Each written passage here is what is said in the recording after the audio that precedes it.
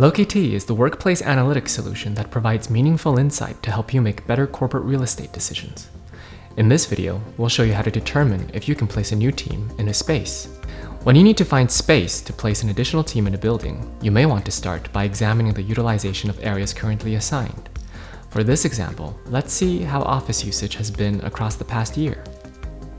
Pay special attention to the unoccupied areas assigned to a team, as these workspaces can be reassigned to another department.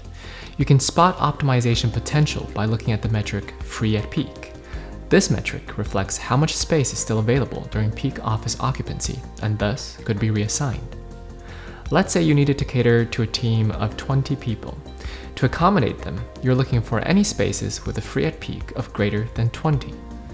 If you find a particular team whose free space looks promising, clicking on Details will bring up that space's dedicated view.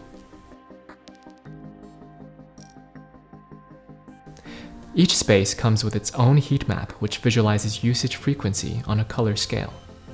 If a team is distributed across several floors, you can investigate that team's utilization by floor.